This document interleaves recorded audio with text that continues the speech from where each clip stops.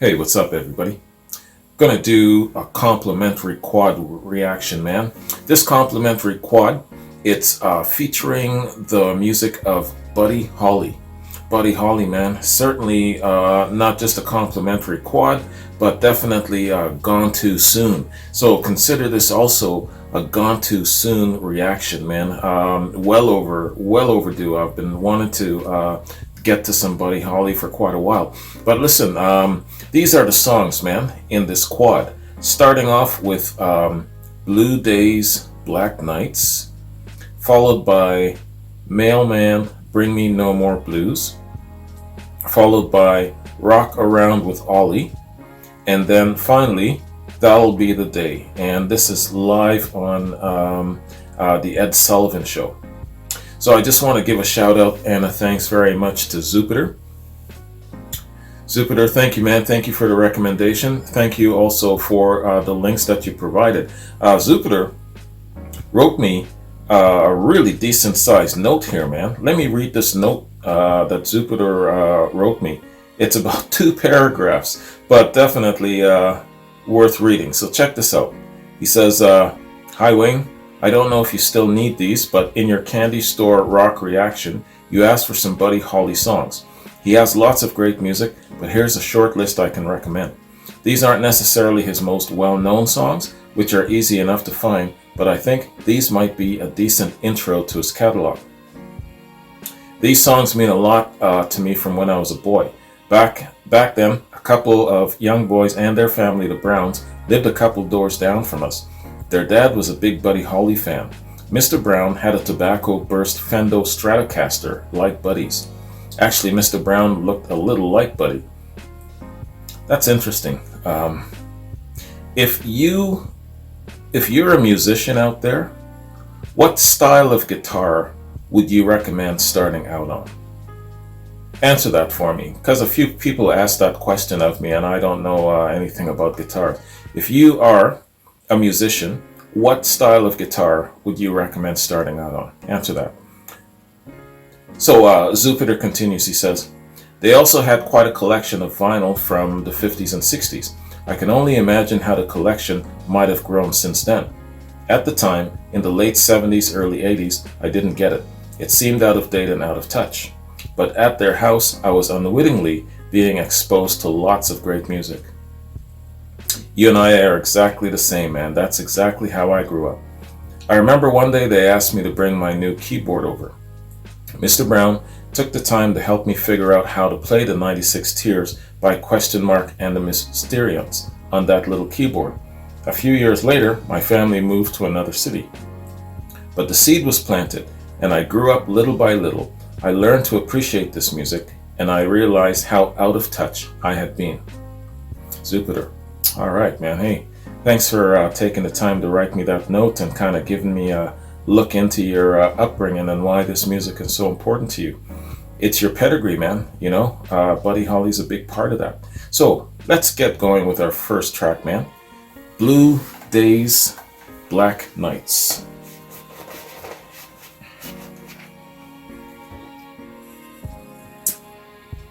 Buddy Holly, Blue Days, Black Nights. Let's get it.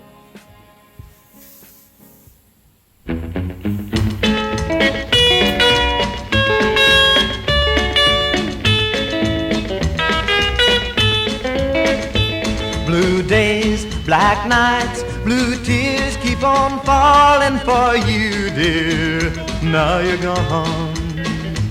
Blue days, black nights, my heart keeps on calling for you, dear, and you alone.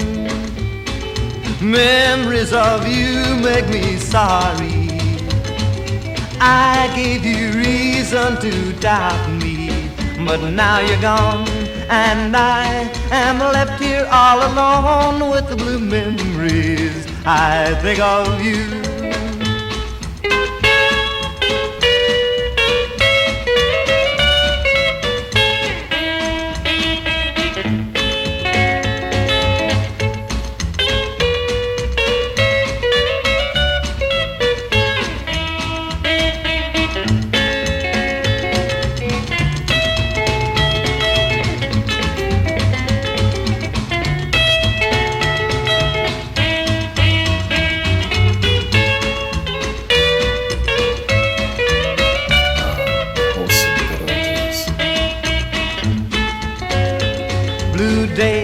black nights I didn't realize I would miss you the way I did.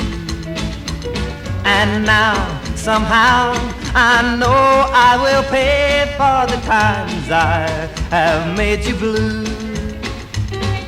Memories of you make me sorry. I gave you reason to doubt me, but now you're gone, and I am left here all alone with the blue memories I think of you. Nice. Very nice. Short and sweet and wholesome. Yeah, man, this is what I'm calling vintage rock. You know, where it comes to classic rock, this is vintage rock. It still belongs here at home on the classic rock platform. But yeah, man, fantastic. This stuff, I remember when I first started my channel, I was kind of putting it out there, trying to get a test and a feel for how I should start, what I should focus on, because I was just looking at this big vast ocean and I was like, man, I got to find a couple of like solid pillars to grab onto. And so I said, well, that'll be in the form of maybe the British invasion and the history of rock and roll. So I had this idea, okay, British invasion is going to cover a very big part of rock and roll coming from across the pond, you know, big influence there. And then on the mainland, you've got now, you know, your Buddy Hollys, you've got your Chuck Berry, your Jerry Lee Lewis's, and your Elvis, all of those great foundational figures from that point in time. Funny enough, though, the history of rock and roll was just not interesting at all. You know, kind of like the feelers I put out there, nobody cared so much. But the British invasion, different. You know, the British invasion was definitely welcomed, you know, and I was a little bit perplexed. But anyway, all the same, I think I might go back and look into this a little bit further, because it isn't so much a popularity contest as it is also my personal walk, which is important. And then, you know, it might have some significance and meaning to others, and like Jupiter, for example. So I think that maybe I should revisit that history of rock and roll, that era, you know, the pioneering era of the Buddy Hollys and the Chuck Berrys and whatnot. What do you think of that? Let me know. Give me a little feedback on that, man. That'd be interesting. I'd like to go back and check that out. What I was looking for was kind of like documentaries and things of that, like in the British Invasion series. Someone sent me a documentary and it was broken up in parts. So I basically did reactions to each part, and each part focused on the really huge British Invasion acts. There was a lot of them, but there were really huge cornerstone acts. There was the Beatles, the Hollies, the Yardbirds, the Stones, the Who, and Jerry and the Pacemakers, I believe. So those were like the really big ones. And then there was a couple of more, like the Dave Clark 5. But I think I ran out of film or something happened. But that's what I'm thinking of doing. Something like that in a series like that. There's got to be some really good documentary,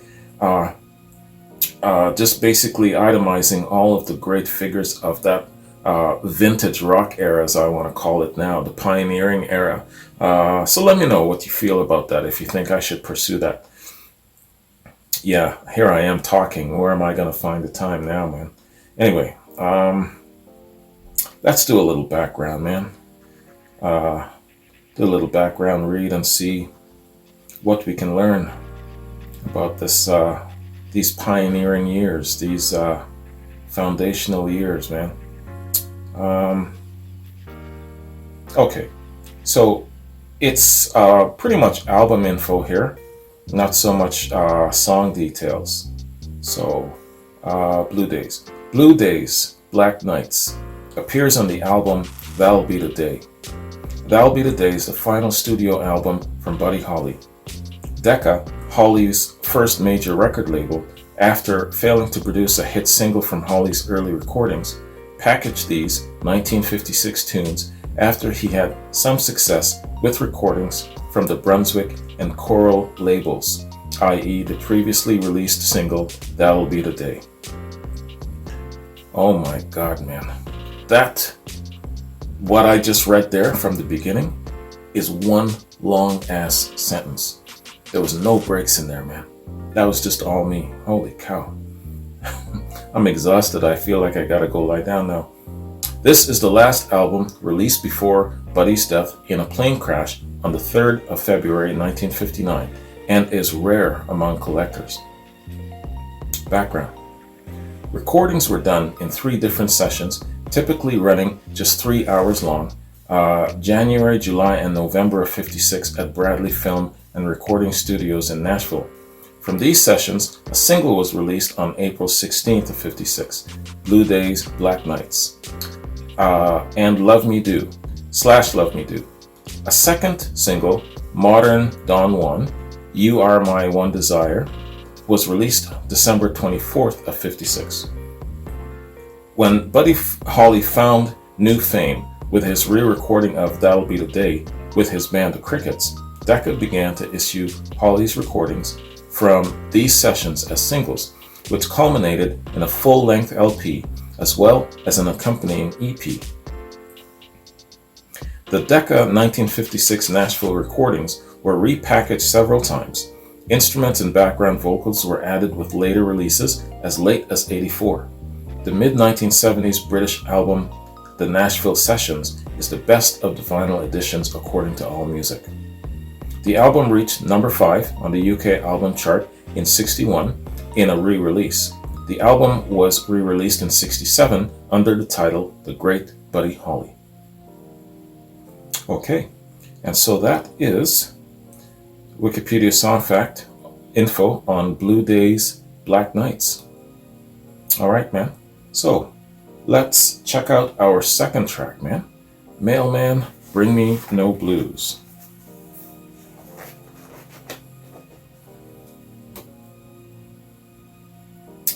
Okay, Buddy Holly, Mailman, Bring Me No Blues.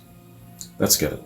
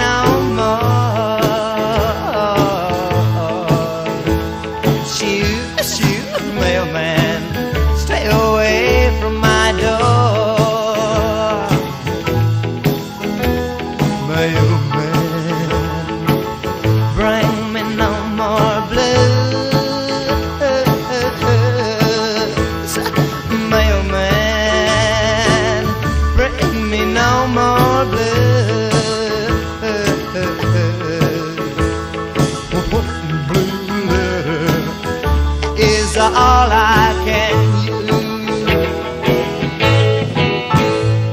All right. Excellent tune, man. Mailman, Bring Me No More Blues. Hmm. I've heard this tune before. I it wasn't Buddy Holly. It had an older, a lot more vintage flair to it than Buddy Holly's version. I can't recall who sang it other than Buddy Holly. I remember this tune though. Someone else sang it. If you know, let me know. I can't recall who else sang this tune, but I've heard a different version of it. Good tune, man. Good tune. Good throwback. Yeah, he's got an interesting singing style too, buddy. You know who is singing, just the way he does his little oohs.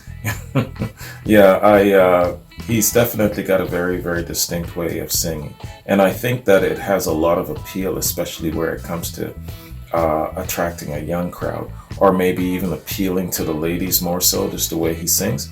I think so. Let me know, when you were growing up, did your older sister dig Buddy because of his singing? Let me know about that. I'm sure you guys have some stories to tell. Mailman, bring me No More Blues, man. All right. Okay. And again, it's not song info as it is just album info. So, Mailman, Bring Me No More Blues appears on the album Buddy Holly. Buddy Holly is the debut studio album by Buddy Holly. It was released by Coral Records on the 20th of February 1958. The album collects Holly's 4 hit singles released on the Coral label: Words of Love, Peggy Sue, I'm Gonna Love You Too, and Rave On. The backing group with Buddy Holly's band called the Crickets. Some re-releases include the tracks from Holly's next single, Early in the Morning, backed with Now We're One, and Take Your Time, the B-side of the single Rave On. It was re-released again with different cover art in 2015 by Wax Time Records on 180-gram vinyl. This edition included the original liner notes and 2 extra tracks, which are Now We're One, issued as the B-side of Holly's Early in the Morning, and Ting-a-Ling. It also included new liner notes written by Gary Blaylock in September of 2014. Ting-a-Ling as opposed to Ding-a-Ling. So, let's check out our third track, man. And that being Rock Around with Ollie Vee.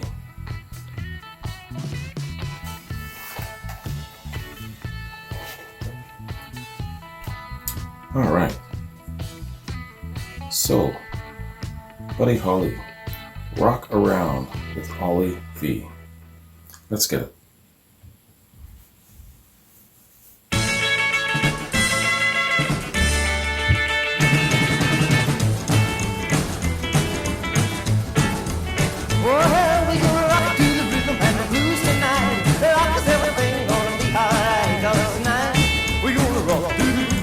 Yes.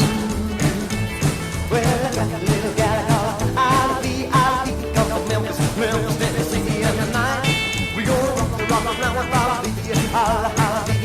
Talk about some serious bopping. Oh, I spoke too soon.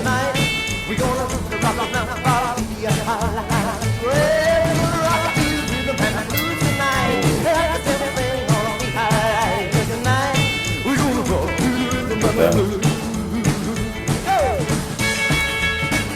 Next one up, let's get it.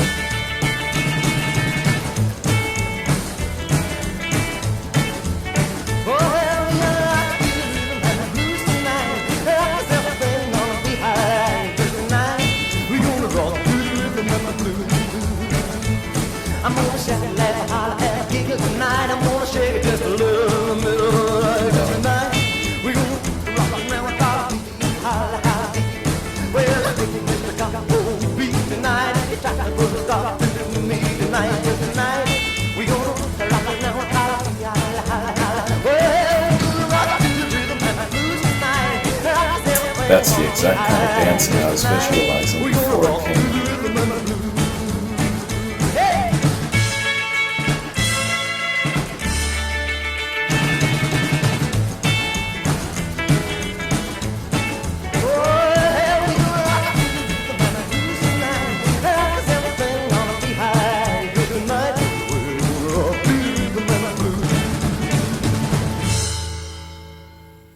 Right on. It's a good jam. Good jam, man. Boy, look at those kids just going at it. But looking at them, they're not so much kids, they're young adults. So they're in their 20s, it looks like, perhaps, and just going. So what I'm trying to think of here is if this was around the late 1950s and the Beatles are just around the corner, just about to hit and just totally ambush America, if you will. I'm thinking that it wouldn't be young adults of that age. It would more likely be, of course, younger kids in their mid-teens. So Buddy had more appeal to probably an older crowd, maybe their late teens, young adult 20s perhaps. What do you think of that? Am I right? Was that more his demographic of fans? Young adults who were into that kind of bebopping, dancing kind of thing? Because I see a different fan base. Let's say we compare Buddy Holly to the Beatles. I see a different fan base. His is more of the more older teens, young adults, and the Beatles would have more appeal of the younger teens. You know what I'm saying? So, well, that's what I'm thinking. But let me know about that. If you know your history of rock and roll, that era of these great pioneers like Buddy Holly, who were their fan base more so? I see it just being a little bit more of a mature young adult crowd rather than a younger teeny bopper crowd. You know what I'm saying? Let me know about that. I like to kind of get into things a little bit, you know. So, yeah, man. Rock Around with Ollie Vee. That video was entertaining as hell. So, okay. Rock Around with Ollie Vee. It is also on That'll Be the Day. So, the first song we listened to, Blue Days, Black Nights, that was on That'll Be the Day. This song as well is on That'll Be the Day. And of course, That'll Be the Day being our fourth and final track, that's also on. So we've got three of this quad on the same album. So I'm not going to reread the whole album info. So, and it's all album info rather than song info. So why don't we just bounce to our fourth and final track, man? That being That'll Be the Day. And it's on the Ed Sullivan Show.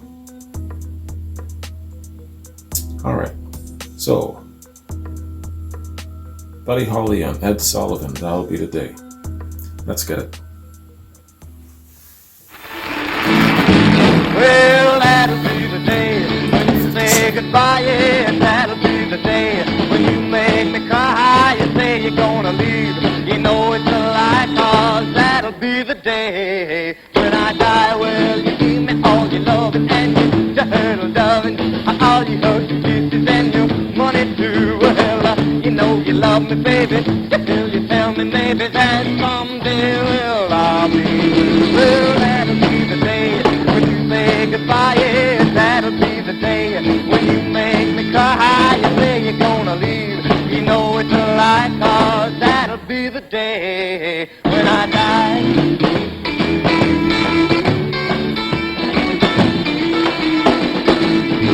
Well, that'll be the day when you say goodbye, yeah, that'll be the day when you make me cry, you say you're gonna leave, you know it's a lie, 'cause that'll be the day when I die. Well, that'll be the day. Ooh, that'll be the day. Ooh, that'll be the day. Ooh, that'll be the day.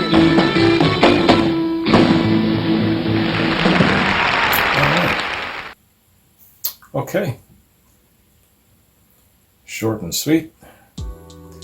That'll Be the Day. I think, what's the other Buddy Holly monster hit? Peggy Sue. I think those are the two that I know. Maybe I know more, but those are the two that come to mind. The only thing missing from this video, man, is the Ed Sullivan introduction, and then perhaps, have a good night, we love you, God bless you, Ed Sullivan. Oh man, good times, good times. He was such a big part of that whole frontier of laying that foundation for great rock and roll. His variety show was just excellent, man. Ed Sullivan. All right, so yeah, as I was saying, That'll Be the Day also, of course, on That'll Be the Day, so I'm not going to read the same album info again. But you know what? You know what I do want to do, man? And bear with me here. What I want to do, being that, okay, this is a complimentary quad, but I'm also treating it as a Gone Too Soon. Let me do a read of the man himself. So let's go to Buddy Holly's bio page, and let's get acquainted with Buddy the man himself, man. I'm just going to read the first, three intro paragraphs, and then that'll be it. That's what I like to do with the Gone Too Soons. So let's do that, man. Buddy Holly. So, Charles Hardin Holly, born September 7th, 1936 to February 3rd, 1959. Known professionally as Buddy Holly, was an American musician and singer-songwriter who was a central and pioneering figure of the mid-50s rock and roll. He was born in Lubbock, Texas, to a musical family during the Great Depression, and learned to play guitar and sing alongside his siblings. His style was influenced by gospel music, country music, and rhythm and blues acts, which he performed in Lubbock with his friends from high school. He made his first appearance on local TV in '52, and the following year he formed the group Buddy and Bob with his friend Bob Montgomery. In '55, after opening for Elvis, he decided to pursue a career in music. He opened for Presley 3 times that year. His band's style shifted from country and western to entirely rock and roll. In October that year, when he opened for Bill Haley and his Comets, he was spotted by Nashville scout Eddie Crandall, who helped him get a contract with Decca Records. Holly's recording sessions at Decca were produced by Owen Bradley, who then became famous for producing orchestrated country hits for stars like Patsy Cline. Just Patsy Cline, okay. Unhappy with Bradley's musical style and control in the studio, Holly went to producer Norman Petty, Clovis, New Mexico, and recorded a demo of That'll Be the Day, among other songs. Petty became the band's manager and sent the demo to Brunswick Records, which released it as a single credited to the Crickets, which became the name of Holly's band. In September of '57, as the band toured, That'll Be the Day topped the US and UK singles charts. Its success was followed in October by another major hit, Peggy Sue. The album, Chirping Crickets, released in November of '57, reached number 5 on the UK albums charts. Holly made his second appearance on the Ed Sullivan Show in January of '58, and soon after toured Australia and then the UK. In early '59, he assembled a new band consisting of future country music star Waylon Jennings on bass, famed session musician Tommy Aslip on guitar, and Carl Bunch on drums, and embarked on a tour of the Midwestern US. After a show in Clear Lake, Iowa, he chartered an airplane to travel to his next show in Moorhead, Minnesota. Soon after takeoff, though, the plane crashed, killing Holly, Richie Valens, the Big Bopper, and pilot Roger Peterson in a tragedy later referred to by Don McLean as the day the music died. During his short career, Holly wrote and recorded several songs. He is often regarded as the artist who defined the traditional rock and roll lineup of 2 guitars, bass and drums. He was a major influence on later popular music artists including Elvis Presley, Bob Dylan, the Beatles, the Stones, Eric Clapton, the Hollies, who named themselves in his honor, Elvis Costello, Marshall Crenshaw, who later played Holly and Elton John. He was among the first artists inducted into the Rock and Roll Hall of Fame in 1986. Rolling Stone magazine ranked him number 13 in its list of the 100 greatest artists of all time. Wow.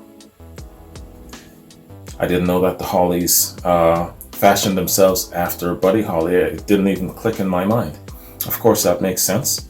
Yeah, and great widespread influence. You talk about all of these great artists being mentioned here as the classic rock acts. Well, Holly is definitely a vintage rock act, vintage rock, classic rock. That's where I'm going to put him. Vintage rock, one of the pioneers, man.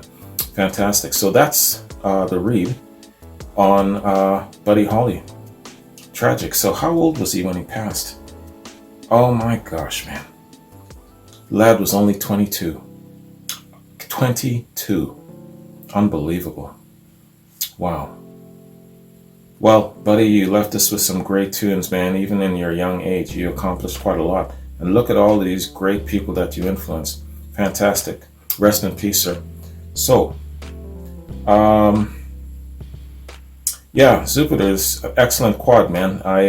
It's been a long time coming for me to get to Buddy Holly. So thanks very much for sending me these recommendations. Excellent. And even if they're not his big mainstream hits, they're all very good quality songs, man. Excellent tunes. And I'm glad that he was a part of your growing up.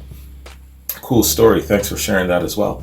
So, moving on, just checking out my notes here to see what I've got coming up.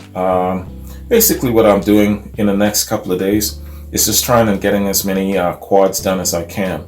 So I got quads coming up for Charles, Michael, Ford, and John. And of course I'm going to finish off my Who month with, by now you're seeing Joe's quad. So starting tomorrow, I think, I'll probably start with my Isle of Wight series and then finish off the month with the 911 benefit concert. And if I can squeeze in something else, I might be able to. Doubtful, but we'll see. I'm leaving that open as my Who surprise if it actually materializes. So I'm just going to leave that there. Yeah, and basically by now everyone knows that I'm going to be starting up a new channel that's going to be coming next week. In the first week of May, first couple of days, I'll have the first reaction up.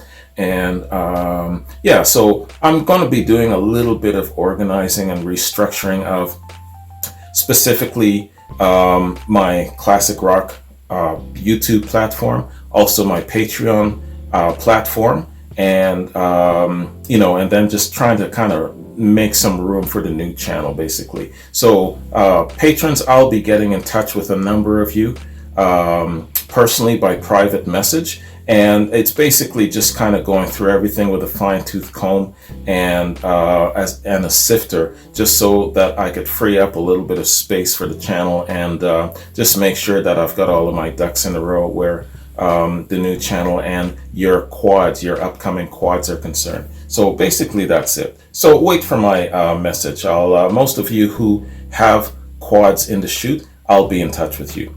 Okay.